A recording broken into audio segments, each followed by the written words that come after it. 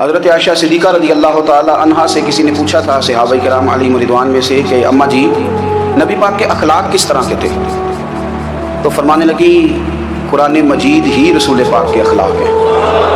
اب حضرت عائشہ صدیقہ رضی اللہ تعالیٰ عنہ اس شخص سے کہنے لگی چاہے تو سورہ مومنون پڑھ لو۔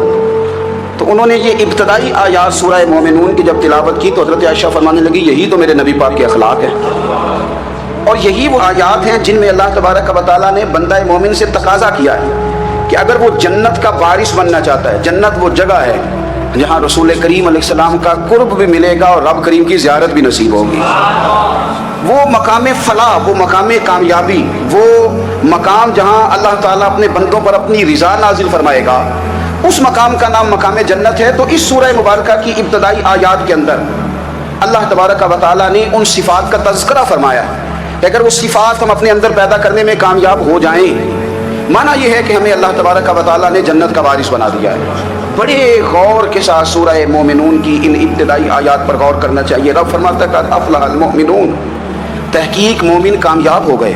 کون سے مومن؟ الذین هم فی صلاتہم خاشعون، وہ جو اپنی نمازوں میں گڑ گڑانے والے ہیں، خشوع کے ساتھ، عاجزی کے ساتھ، انکساری کے ساتھ، ذوق کے ساتھ نماز پڑھنے والے ہیں۔ والذین هم عن اللغو معرضون، اور وہ جو بیہودہ باتوں سے منہ پھیرنے والے ہیں، لغویات سے اپنا رخ پھیرنے والے سنجیدہ لوگ۔ پھر ارشاد فرمایا والذین هم للزکاۃ فاعلون، جو زکوٰۃ دینے کا کام کرنے والے ہیں۔ پھر فرمایا والذین هم لفروجہم حافظون، اور وہ لوگ جو اپنی شرمگاہ کی حفاظت کرنے والے ہیں، اپنی شرمگاہ کی حفاظت کرنے والے، الا علی ازواجہم، مگر یہ کہ اپنی بیویوں پر، او ما ملکت ایمانہم، یا اپنی شرعی باندیوں پر۔ اس زمانے میں جو لونڈی خریدی جاتی تھی اس سے بھی وطی کرنا جائز تھا، اگرچہ اب لونڈیاں موجود نہیں ہیں تو یہ فعل بھی موجود نہیں، سوائے اپنی بیویوں پر یا شرعی باندیوں پر۔ فإنہم غیر ملومین، فرمایا جو یہ کام کرے اس پر کوئی ملامت نہیں ہے، اپنی بیوی کے پاس شرعی طریقے سے جائے یا باندی کے پاس جائے۔ فمن ابتغى وراء ذلک، اور جو آدمی اس کے بعد اس حد سے بڑھے، اس کے سوا کچھ اور کرے جو بندہ، فرمایا فاولئک هم العادون، یہ لوگ حد سے بڑھنے والے ہیں۔ جو لونڈیوں اور باندیوں کے علاوہ اپنی بیویوں کے علاوہ کسی اور جگہ گندگی کریں، یہ حد سے بڑھنے والے، حدوں کو کراس کرنے والے لوگ ہیں۔ پھر ارشاد فرمایا والذین هم لاماناتہم وعہدہم راعون، اور وہ جو اپنی امانتوں اور اپنے وعدوں کی رعایت کرتے ہیں، امانتیں ادا کرتے ہیں، وعدے پورے کرتے ہیں، اور وہ لوگ جو اپنی نمازوں کی حفاظت کرنے والے ہیں، جن میں یہ خوبیاں آ گئی۔ میرا رب فرماتا ہے نماز میں خشوع وضو حاصل ہو گیا، فضولیات سے بچ گئے، زکوٰۃ ادا کرنے والے بن گئے، شرمگاہ کی حفاظت کرنے والے بن گئے، امانتیں عہد پورے کرنے والے بن گئے، اپنی نمازوں کے محافظ ہو گئے۔ اللہ اکبر، قربان جائیں۔ مالک فرماتا ہے اولئک هم الوارثون، یہی لوگ تو وارث ہیں۔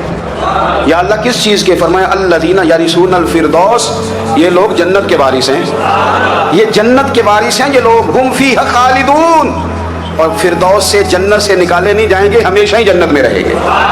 یہ آیات اللہ کا مطالبہ بھی ہے، یہ آیات صحابہ، اہل بیت، اولیاء اللہ، ان تمام کی سیرت کا عکس بھی ہے، اور سب سے بڑھ کر سیدہ عائشہ صدیقہ فرماتی ہیں یہی دو آیات ہیں جنہیں اچھی طرح سمجھ لو گے تو تمہیں مدینے والے کے اخلاق بھی سمجھ میں آ جائے گا، حضور کے اخلاق بھی تمہیں سمجھ میں آئے گا۔ بڑے غور کے ساتھ سورہ مومنون کی ان ابتدائی آیات پر غور کرنا چاہیے۔ رب فرماتا ہے قد افلح المؤمنون، تحقیق مومن کامیاب ہو گئے۔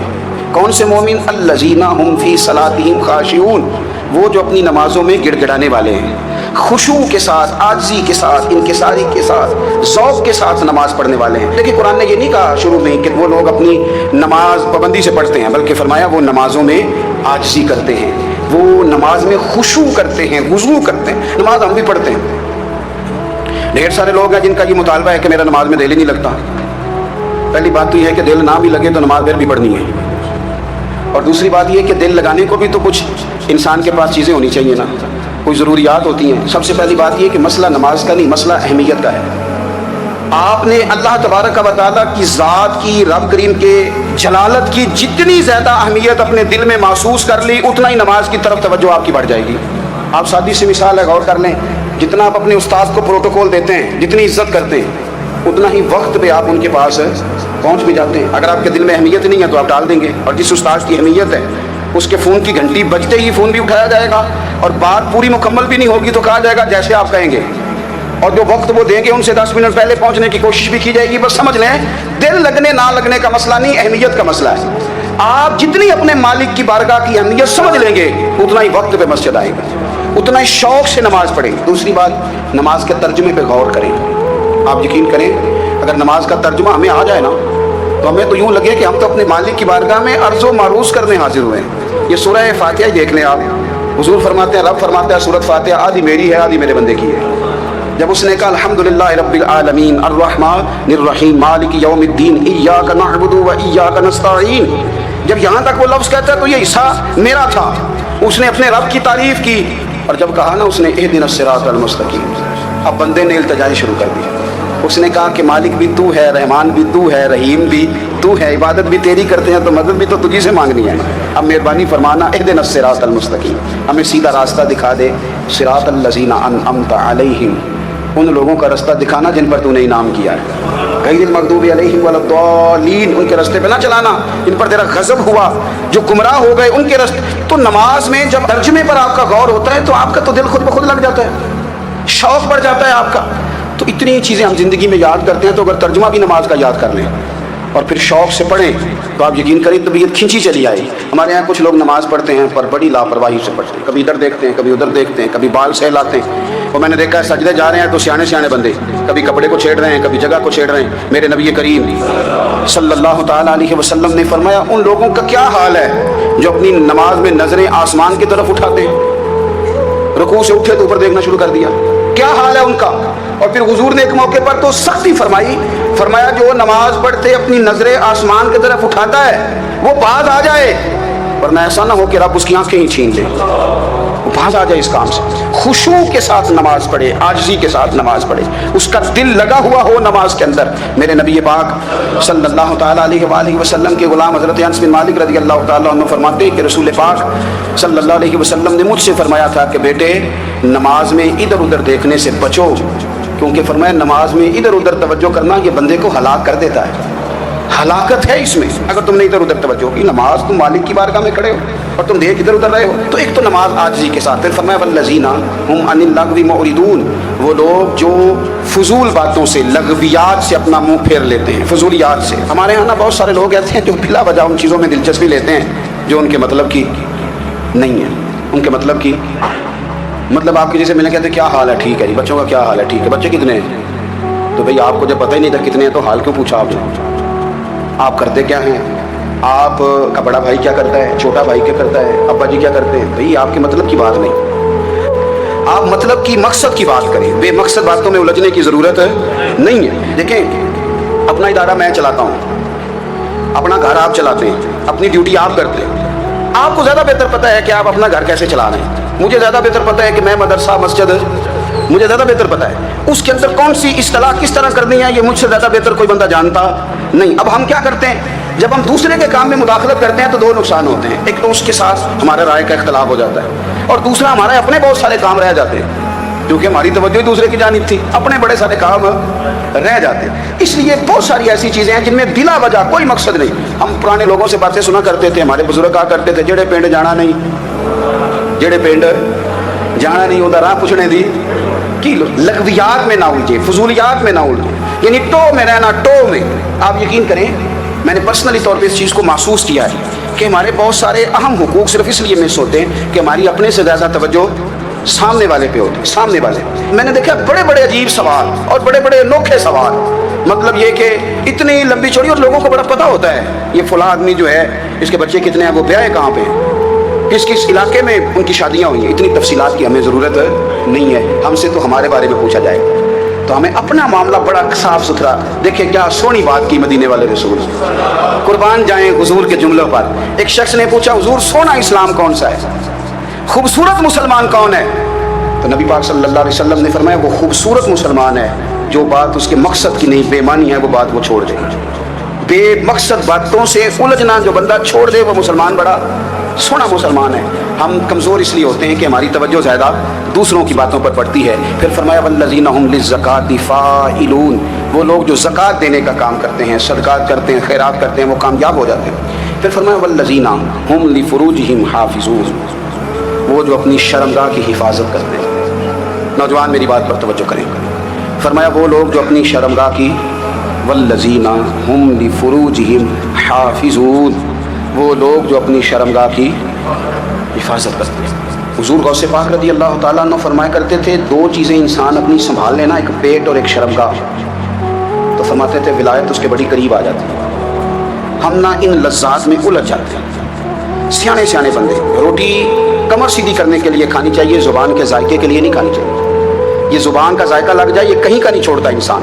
اپنی شرمگاہ کی جو لوگ حفاظت کر لیتے ہیں، کوئی بڑے سے بڑا گناہ کرنے سے بھی بندہ کافر نہیں ہوتا، بندہ کفر کرنے سے کافر ہوتا ہے۔ گناہ بڑے سے بڑا کرنے والا بھی گناہ گار ہے، کافر نہیں۔ کہ بعض گناہ ایسے ہیں جو جس وقت بندہ کر رہا ہوتا ہے اس وقت وہ مومن نہیں ہوتا۔ میرے نبی کریم صلی اللہ تعالیٰ علیہ وسلم نے فرمایا جب کوئی شرابی شراب پیتا ہے اس وقت مومن نہیں ہوتا، جب کوئی چور چوری کرتا ہے تو اس وقت مومن نہیں ہوتا، جب کوئی زانی زنا کرتا ہے تو تب وہ مومن نہیں ہوتا۔ اتنی دیر کے لیے اس کے دل سے ایمان نکال دیا جاتا ہے۔ یہ جو ہمارے لڑکے بن سمر کے نکلتے ہیں، یہ جو میک اپ کا خرچہ لڑکیوں کے برابر لڑکوں کا ہوتا جا رہا ہے، یہ جو لڑکے بھی رات کو چہرے پر کریم لگا کر کے سوتے ہیں، یہ بتا سکتے ہیں کہ مقاصد کیا ہے؟ بتا سکتے ہیں؟ یعنی بچے بھی بغیر شیمپو کے بال نہیں دھوتے، مثلا کیا کرنا ہے آپ نے اس کا؟ بڑی بڑی قیمتی چیزیں جو ہیں وہ آپ نے رکھی ہوئی ہیں، مقصد کیا ہے؟ یہ جو ہمارے بچے بن سنور کے نکل رہے ہیں تو کیا دعوت دے رہے ہیں سوسائٹی؟ شارٹ نکرے پہن کے جو نکلے ہوئے ہیں، اریاں لباس پہن کے نکلے ہوئے ہیں۔ اقبال نے کہا تھا دیار مشرق حوث میں غلطاں، شباب اریاں شراب عیسیاں، جسے بھی دیکھو غریق عیسیاں۔ ہم ایسی تہذیب کیا کریں گے؟ شباب اریاں، تم نے اپنی جوانی ننگی کر ڈالی ہے ساری معاذ اللہ۔ کن مقاصد کے لیے؟ میں وہ اعداد و شمار بتا نہیں سکتا۔ ہمارے ہاں گند سستا ہو گیا ہے، لوگوں نے گناہ تک پہنچنا آسان بنا دیا ہے۔ آپ دیکھ لیں گندگی دروازے پہ اور گند موبائل میں، کیسے بچائیں بچوں کو؟ کیا کریں؟ کلیجے پھٹتے ہیں، کوئی باتیں سوچتے ہیں تو سوچتے ہیں آنے والی نسل کو کہاں لے جائیں، کہاں چھپائیں، کیا ایسا کریں کہ یہ بچ جائیں۔ خدارا قربان جائیں حضرت عثمان غنی پر۔ مصنف ابن ابی شیبہ میں صحابہ فرماتے ہیں حضرت عثمان غنی نا بڑے مالدار تھے۔ مال آتا ہے تو لوگ عیاش نہیں ہو جاتے، مال آتا ہے تو لوگوں کی خواہشات بہت بڑھ نہیں جاتی۔ بڑے مالدار تھے، مالدار بھی تھے اور سونے بھی بڑے تھے۔ حضرت اسامہ بن زید کہتے ہیں میں نے زندگی میں اتنا سونا بندہ نہیں دیکھا جتنے حضرت عثمان غنی خوبصورت تھے، پیسہ بھی حسن بھی۔ لیکن فرماتے ہیں کہ حضرت عثمان غنی سب سے بڑھ کر اپنی شرمگاہ کی حفاظت کرنے والے اور سب سے بڑھ کر صلہ رحمی کرنے والے، رشتہ داروں سے اچھا سلوک کرنے والے، حیا والے، شرم والے، پاکیزگی والے۔ آپ کا ذہن ہے، آپ صبح اٹھتے ہی ذہن بنا لیں کہ میں نے آج اتنا سبق پڑھنا ہے، آج اتنی تفسیر دیکھنی ہے، اتنی عبادت کرنی ہے، فلانی نعت میں نے دیکھنی ہے، فلاں خیر کا کام کرنا ہے، فلاں آدمی کے ساتھ نیکی کرنی ہے۔ صبح ذہن بنا لیں، آپ کا ذہن وہی کام کرنے لگے گا۔ لیکن اگر صبح اٹھتے ہی ذہن میں گندگی ہے، رات کو سوتے ہی معاذ اللہ ذہن میں وسوسے ہیں، پھر سارا دن وہی چکی چلے گی، وہی انداز رہے گا۔ تھوڑا سا آپ کو اس کی نگرانی کرنی ہے، تھوڑا سا۔ فحاشی، عریانی یہ تیزی سے پھیل رہی ہے، تیزی سے گندگی لوگ کشید کر کے لاتے ہیں۔ اور حیا کا مطلب صرف اتنا ہی نہیں ہے آپ زنا اور بدکاری سے بچیں، آپ اپنی زبان کو بھی حیا والا بنائیں۔ کوئی کچا کمزور جملہ، گندی بات، گالی کبھی بھی زبان پہ نہ آئے۔ آپ کا انداز حیا والا ہو، بے باک ہو جانا، بے باک بولنا۔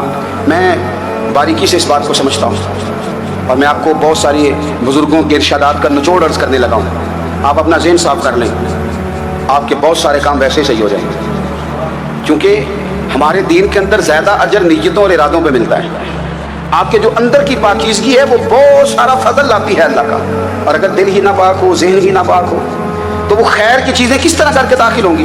اپنی شرمگاہ کی قربان جائیں۔ نوجوانوں ذرا غور کرنا، میرے نبی کریم صلی اللہ تعالیٰ علیہ وسلم کے بارے میں حضرت عائشہ صدیقہ فرماتی ہیں کہ عرب کی کواری لڑکیاں بڑی حیا والی ہوتی تھیں، لیکن اللہ کے پیارے رسول صلی اللہ علیہ وسلم عرب کی کواری لڑکیوں سے بھی بڑھ کر حیا والے تھے۔ یہ ہمارے بچے مذاق میں ہمیں کئی دفعہ کہتے ہیں شادی کرا دو، شوگر میں کہہ دیتے، ابا کو کہہ دیتے ہیں، ابا کو منہ پہ آ کے کہہ دیتے ہیں، کہتے ہیں کہ بڑا بھائی مصیبت بن گیا، یہ ہٹے گا تو ہماری باری آئے گی۔ آپ کچھ ایسی باتیں کر رہے ہیں، کچھ ایسے انداز آپ اختیار کر رہے ہیں جو وفادار لوگ کرتے نہیں۔ شرم و حیا سے وہ چیزیں ٹھل جاتی ہیں جو باتیں ہمارے بچوں کی زبانوں پر بے باکی کے ساتھ آنے لگی ہیں۔ اور میں آپ کو ایک عقلی بات عرض کرتا ہوں، آپ اپنی زبان سے جو جملے خود ادا کرتے ہیں وہ جملے آپ کے دل پر بھی اثر کرتے ہیں۔ اگر آپ غلط بات بار بار کریں گے تو آپ کا دل بھی غلط بات کی طرف مائل ہو جائے گا۔ آپ 10 بار 15 بار 20 بار کوئی خیر کی بات کریں، خیر کی، تو آپ دیکھیں گے آپ کا دل بھی خیر کی طرف مائل ہو جائے گا۔ آپ خیر کی باتوں پر اپنے آپ کو لائیں، اچھی باتوں پر اپنی توجہ لائیں، آپ کا دل بھی اچھائی کی طرف مائل ہے، ہو جائے گا۔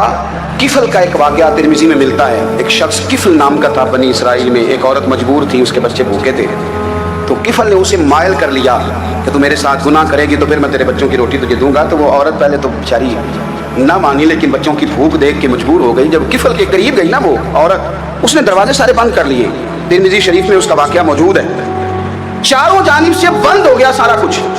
لیکن جب وہ کفل کہتا ہے میں اس بی بی کے پاس جانے لگا تو عورت کا وجود کانپتا تھا۔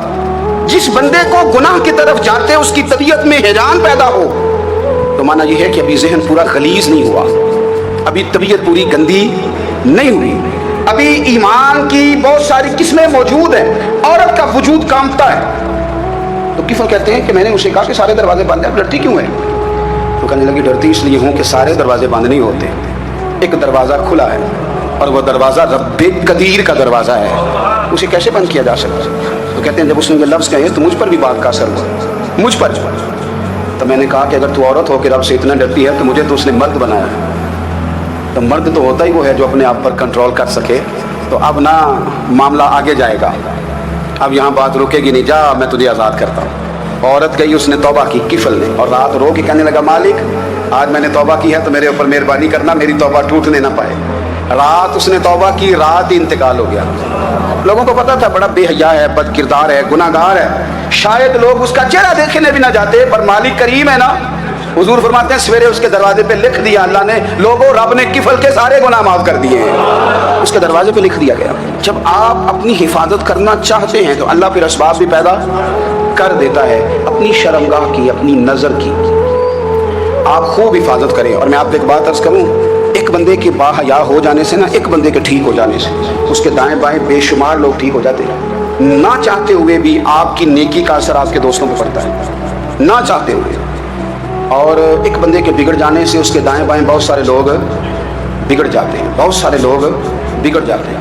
آپ اگر اپنے لب و لہجے پر یہ پابندی لگا سکیں اور اپنے آپ کو اگر آپ سنبھال سکیں تو پھر یاد رکھیے گا بڑی ساری چیزیں بہتر ہو جائیں گی۔ کچھ چیزیں ایسی ہوتی ہیں جو ہم نا فراخ دلی سے باندھتے ہیں، اور کچھ چیزیں ایسی ہوتی ہیں جو مجبور ہو کر ہم دیتے ہیں۔ کئی دفعہ ایسا ہوتا ہے کہ سامنے والا کچھ زیادہ تکلیف میں ہوتا ہے اور ہمارے پاس بھی وسعت نہیں ہوتی، لیکن زیادہ اجر اسی بندے کو ملتا ہے جو تھوڑی تکلیف برداشت کرے اور سامنے والے کی تکلیف کو دور کرے۔ مدینہ منورہ میں نا قحط پڑ گیا تھا، غلہ نہیں ملتا تھا، تو قحط کے زمانے میں لوگ نا پھر چیزوں کو مہنگا کر کے بیچتے ہیں۔ ہمارے ہاں ایک طرف چینی کی لائنیں لگی ہوتی ہیں، دوسری طرف چھاپا پڑتا ہے، پورے کے پورے گودام بھرے ہوئے نکل آتے ہیں، لوگ مصنوعی قلت پیدا کر دیتے ہیں۔ حضرت عمر فاروق رضی اللہ تعالیٰ عنہ کے زمانہ نور میں قحط پڑ گیا تھا، گندم کا دانہ اس طرح ہو گیا تھا جس طرح سونا ہے۔ سیدنا عثمان غنی رضی اللہ تعالیٰ عنہ کے نا بہت سارے اونٹ غلے کے بھرے ہوئے مصر سے آئے، اور لگتا جو ہے کہ وہ شخص آپ ہی کو غلہ دیتا تھا، کسی اور کو دیتا بھی نہیں تھا، جو اونٹ بھر کے اس نے دیے۔ تو مدینہ منورہ کے اندر جب وہ مال پہنچا نا، آپ کو بتانا یہ چاہ رہا ہوں کہ ساری تجارت بندوں سے نہیں کرنی چاہیے، کچھ اللہ سے بھی کرنی چاہیے۔ رب سے جو بندہ تجارت کرتا ہے وہ بڑا کامیاب ہوتا ہے۔ وہ غلے سے بھرے ہوئے اونٹ آپ کے پہنچ گئے تو تاجر آئے، انہوں نے آگے کہا عثمان ہم کھول کے نہیں دیکھتے کہ اندر مٹی ہے کہ سونا ہے، اور یہ بھی نہیں پوچھتے آپ نے کتنے کا خریدا، آپ کی زبان پر اعتبار ہے، آپ نے جتنے کا مال لیا ہے نا ہم ڈبل دیتے ہیں، آپ ہمیں دے دیں۔ آپ فرمانے لگے نہیں مجھے زیادہ نفع ملتا ہے۔ انہوں نے کہا 2 گنا، فرمایا نہیں زیادہ ملتا ہے، کہا 3 گنا، فرمایا زیادہ ملتا ہے۔ وہ کہنے لگے اس سے زیادہ تو کوئی تاجر ہے ہی نہیں جو زیادہ دے، فرمایا بس مجھے ملتا ہے نا۔ کہا کتنا ملتا ہے؟ فرمانے لگے لگتا ہے کہ اگر وہ تاجر زیادہ کرم نوازی کرے تو 700 گنا تو دے گا ہی، اور باقی کریم ہے۔ انہوں نے کہا جی نہیں اتنا نہیں ہم دے سکتے، پھر آپ بیچ لیں۔ یہ بات ہی سمجھ میں نہیں آتی۔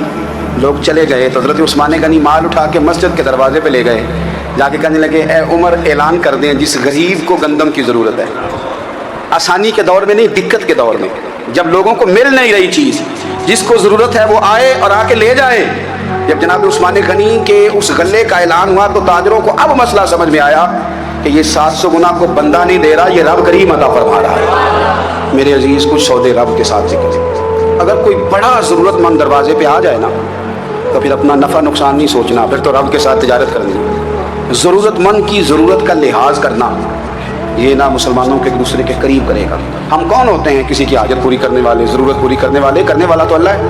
تو اگر رب ہمیں کبھی وسیلہ بنائے، ذریعہ بنائے، تو پھر ہمیں ذرا نا خوش دلی سے بننا چاہیے، ذوق اور شوق سے بننا چاہیے، پھر ہمیں کمزور نہیں پڑنا۔